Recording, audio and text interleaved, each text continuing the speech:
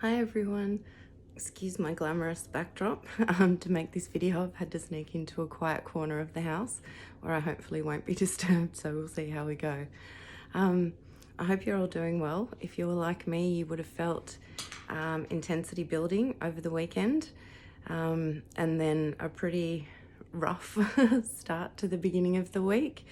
I just wanted to touch on what's been going on with the different energies this week. We'll start with the most obvious, which was the two solar storms that we've had. So universal time, the first one was on the 17th. That energy became active. So for me, I always think of that as the unsettled period, that grumbling sort of sensation. That started at 3 p.m. And then it went to a G2 level solar storm for 6 hours. So the KP index was 6.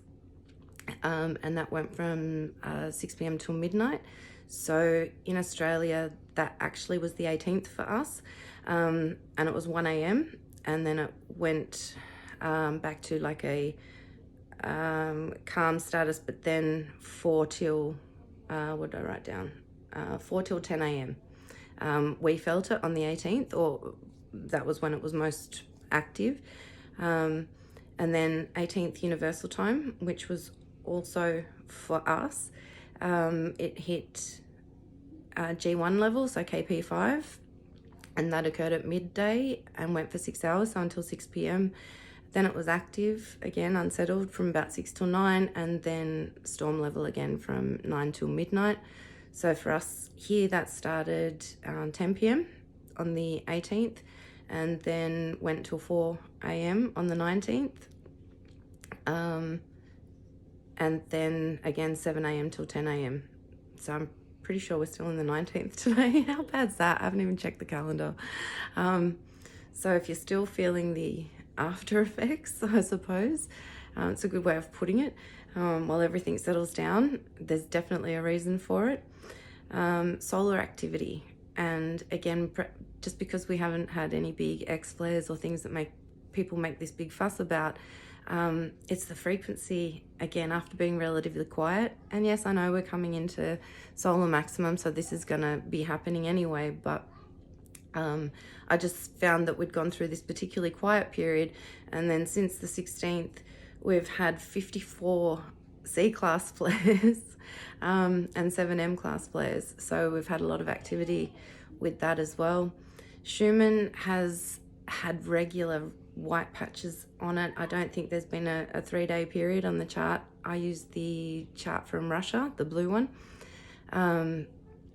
where there hasn't been big blocks of white. But what I found interesting with this is they're not the big high amplitude waves. So these big waves that sweep over, it seems to be more of this rapid pulsing in short bursts that I talk about. So just because it's a big whiteout period doesn't necessarily mean it's that big high amplitude. This feels like it's been consistent bursts that have created those white patches. And again, you know, just take or leave it. It's completely up to you. I'm just sharing my interpretation. So yeah, that's been really interesting. The other thing that I feel strongly urged to talk about, and again, I actually got the message the other day, but this is the first opportunity that I've had. I was in the shower. I get a lot of inspiration in there. And it was about being conscious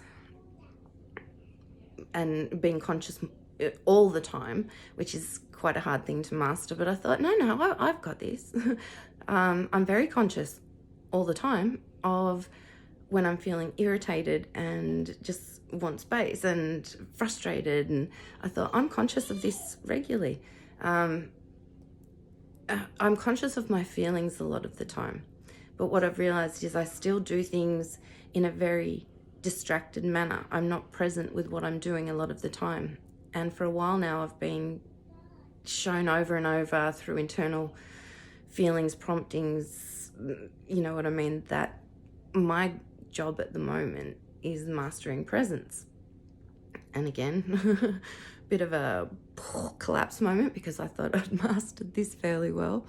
But I can see that like most things we have There are moments when I'm very present, but there are many moments where I'm rushing around distracted, and I'm going to talk about one very simple moment. And again, I was seriously sitting there shaking my head going, you really want me to talk about shower drain hair? But the few people I've explained this to, it makes a lot of sense to them, so I'm hoping it will to you as well. For as long as I can remember, years and years, whenever I shampoo, condition, and then comb my hair, clumps come out. And not necessarily like big patches. I'm not falling out and going bald anywhere, but, just enough that when I comb my fingers through at the end or wipe down the comb, I ball up the hair so it doesn't go down the sink, and I put it on the shower handle to put in the bin when I get out. Probably too much information there, but anyway. And that's happened, like I said, for as long as I can remember. And over the years, I've thought, I don't know how I've still got hair left. I seem to lose so much of it, and I know it doesn't grow back that quick. But anyway, I'm in the shower, and as I'm conditioning my hair, I suddenly had the thought to just be present with what I was doing. Now, I've always thought presence, I guess, is being focused on one thing. But what I'm realizing is it's not just focusing on one thing, but it's being present with everything happening around you, everything that you're experiencing. So you're not boxing it into separate things. It's all there, if that makes sense. So for me, I used to think, I can't do things in the shower because my little ones, we've got a double shower, my little one's on the other side and always talking to me, interacting. So I've often thought, I can't really focus on just being in the shower. And then I realized I could, but it meant focusing on the whole situation, that she's playing on the floor at the other end of the shower. I can feel the water. I can still be present with all of this. And I found myself just running my fingers through my hair with the conditioner in it. And without even thinking about it, I just felt, as I was doing that, any knots in my hair were just dissolving as I ran my fingers through. And I just kept doing this all the way around, and then I got the combed it through. And to my amazement, there was no hair at the end of this. Like, I was expecting still to have to, ball up a little bit at least, of hair to throw away. But there was nothing. And I realized that by just being present in the moment meant that I was doing things differently. I was slowing right down. I wasn't doing it in this, haste of, this is just a job I need to get through before the shower's over and to get out, and it's just a task that needs to be done. I actually just became immersed in what I was doing, yet still present with everything else going on. And I couldn't believe the different outcome. And I know that's such a simple thing, not having loose hair. But because I'd had it so consistently, it made me wonder what other things I was doing in that distracted state. So next time I brushed my teeth, I noticed how tense my body was.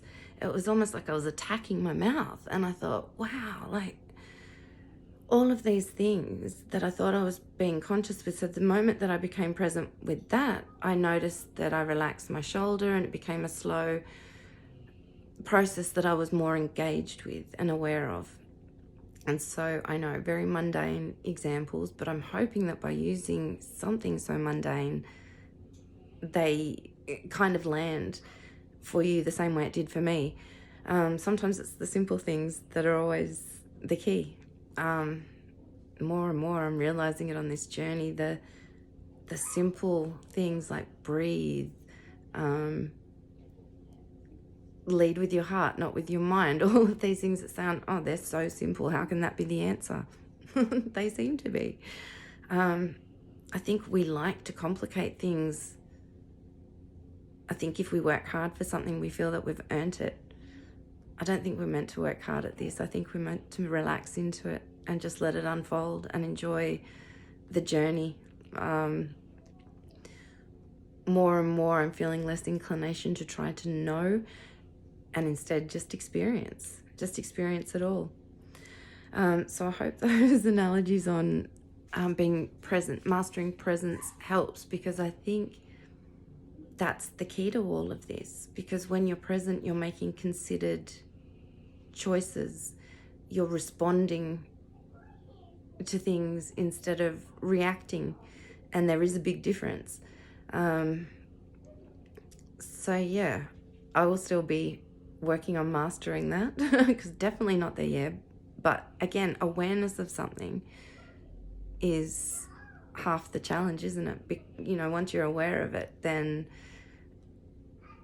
you have a choice with what to do with it. There were two more things I was going to say. I will be doing the video like a meditation. It won't be one with my face.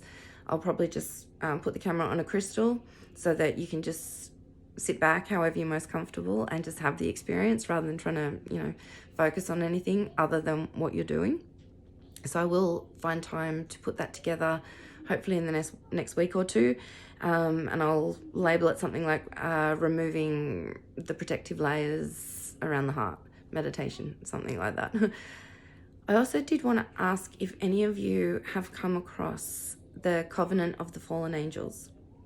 I feel even a little bit nervous talking about this out loud, but I'm just curious. And if you haven't, whether, and I will rename it for my own comfort, A Pact with the Darkness, is something that you'd be interested in hearing more of.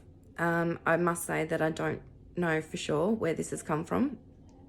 I have my theories, and I don't know if the beings that are represented in it as authoring it are in fact authentic, or whether this is just someone's creative interpretation of the control and enslavement of Earth. But so much of it resonates as truth with me. So yeah, I'll be curious as if anyone else has come across it. And if you haven't and you're interested in it, I do have it transcribed on my computer, well, almost. And yeah, I'll look at sharing it depending on the feedback I get to that question. So anyway, I'm gonna go now. I'm grateful that we've been able to have this chat without any interruption, so I won't push my luck today. I hope you're all doing well. It's been really intense. Oh, I sound like a broken record saying that, but this felt like a repeat of last week in many aspects. Last week I found myself calming down. Wednesday, Thursday was a good day, and then I felt things start building up again over the weekend. And yeah, I always feel wary when that happens because I'm so tired at the moment that when I feel the energy's building, I feel like I should be just left completely alone because yeah, I feel like a bear that just needs to hibernate, and anyone that bothers me is like poking that bear, and if you poke me enough, I'm gonna roar. And I know that's not the way to do it. But yeah, I'm feeling like everything's settled down now for a little while at least. But who knows? So I hope you're all doing well, and thinking of you all, sending heart hugs, and I will look forward to talking with you soon. Bye.